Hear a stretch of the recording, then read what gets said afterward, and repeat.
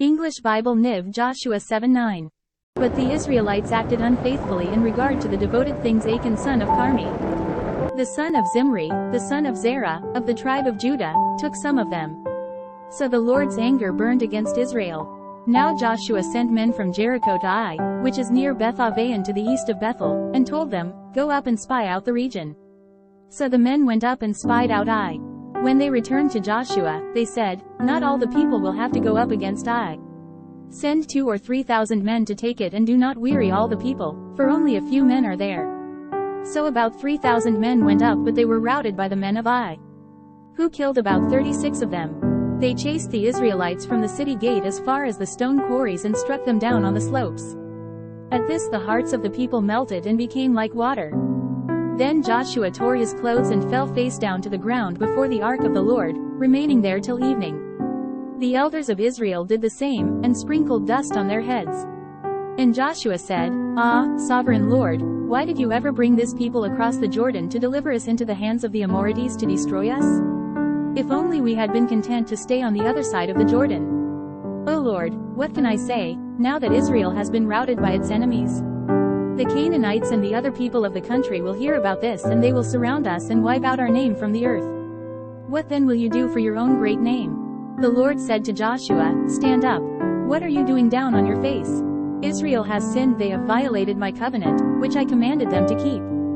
They have taken some of the devoted things, they have stolen, they have lied, they have put them with their own possessions.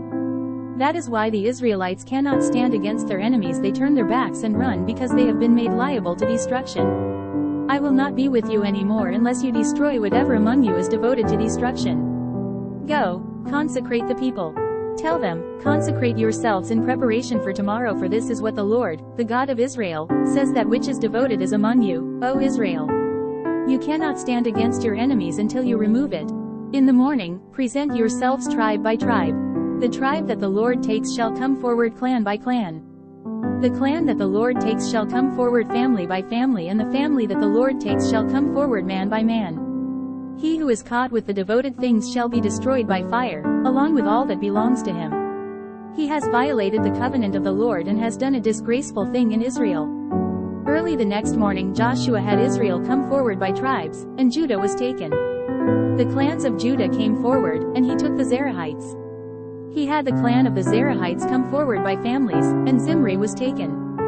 Joshua had his family come forward man by man, and Achan son of Carmi, the son of Zimri, the son of Zerah, of the tribe of Judah, was taken. Then Joshua said to Achan, "My son, give glory to the Lord, the God of Israel, and give him the praise.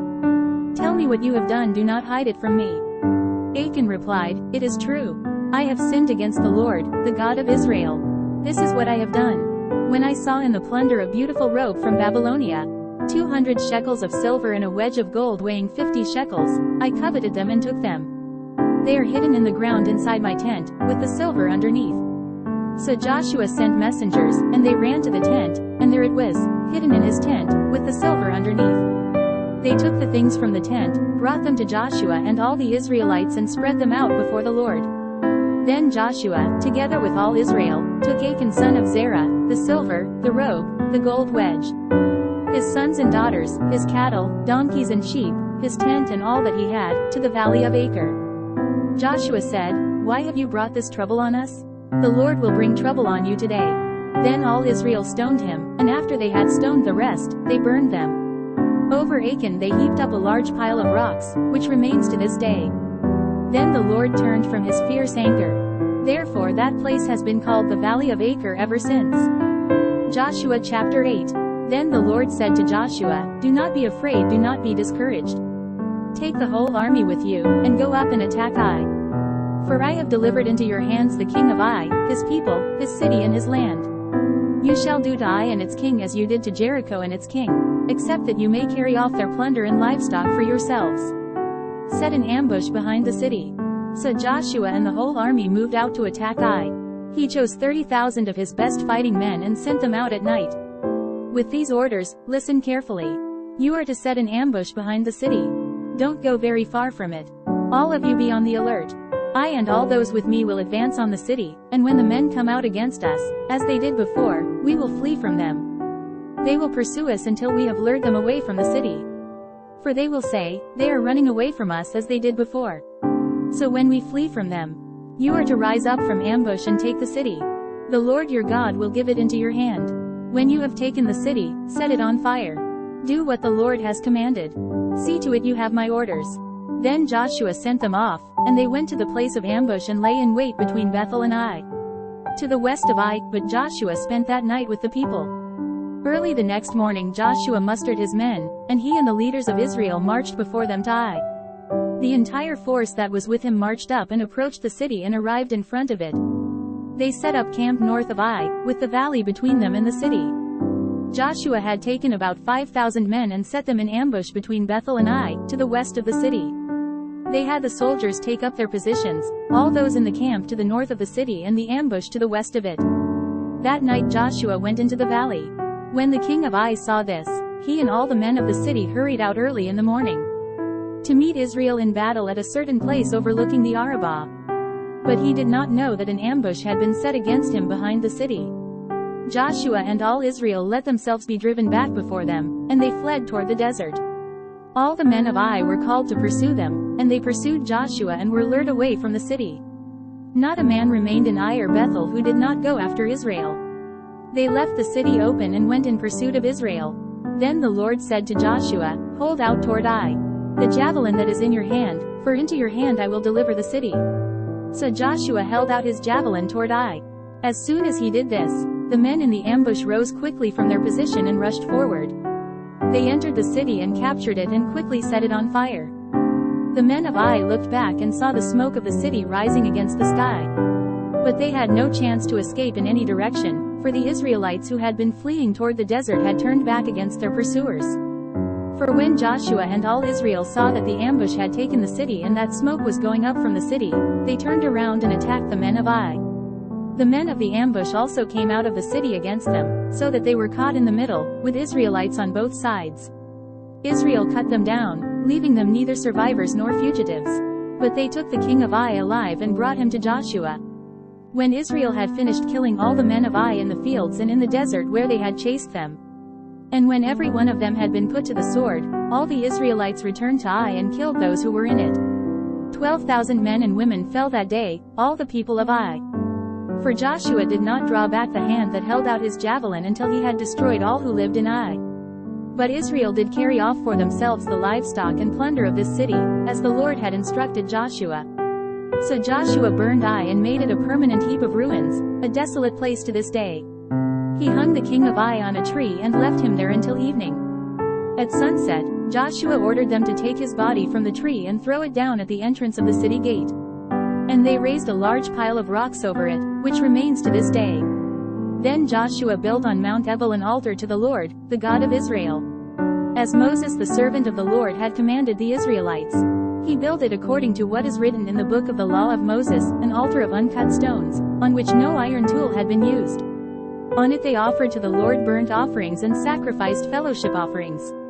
There, in the presence of the Israelites, Joshua copied on stones the law of Moses, which he had written. All Israel, aliens and citizens alike, with their elders, officials and judges, were standing on both sides of the Ark of the Covenant of the Lord, facing those who carried it, the priests, who were Levites.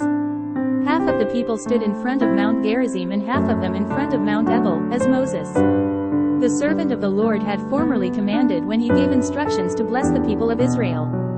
Afterward, Joshua read all the words of the law, the blessings and the curses, just as it is written in the book of the law.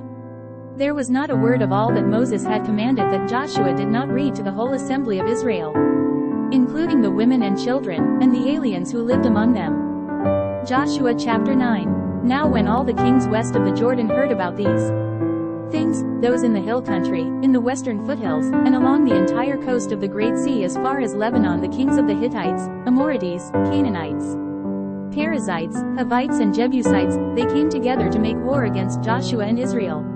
However, when the people of Gibeon heard what Joshua had done to Jericho and Ai, they resorted to a ruse. They went as a delegation whose donkeys were loaded with worn-out sacks and old wineskins, cracked and mended. The men put worn and patched sandals on their feet and wore old clothes. All the bread of their food supply was dry and moldy. Then they went to Joshua in the camp at Gilgal and said to him and the men of Israel, "We have come from a distant country, make a treaty with us." The men of Israel said to the Hivites, "But perhaps you live near us.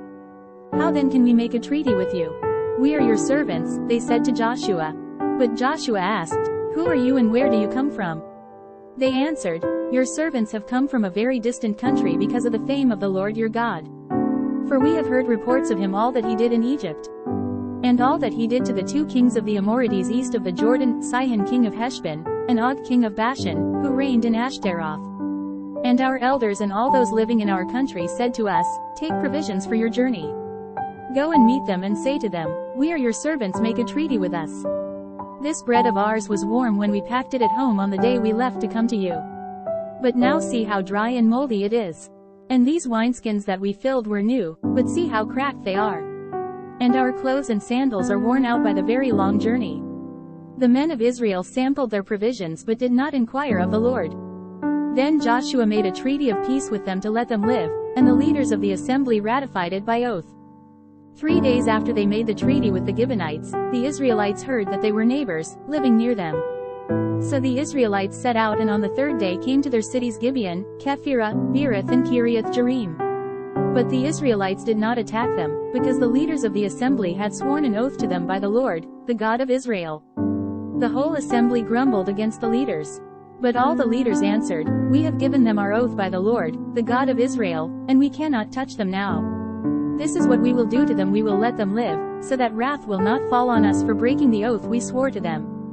They continued, "Let them live, but let them be woodcutters and water carriers for the entire community."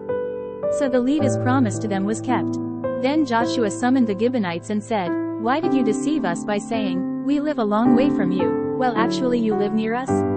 You are now under a curse, you will never cease to serve as woodcutters and water carriers for the house of my God." They answered Joshua, "Your servants were clearly told how the Lord your God had commanded his servant Moses to give you the whole land and to wipe out all its inhabitants from before you. So we feared for our lives because of you, and that is why we did this. We are now in your hands. Do to us whatever seems good and right to you." So Joshua saved them from the Israelites, and they did not kill them. That day he made the Gibeonites woodcutters and water carriers for the community and for the altar of the Lord at the place the Lord would choose. And that is what they are to this day.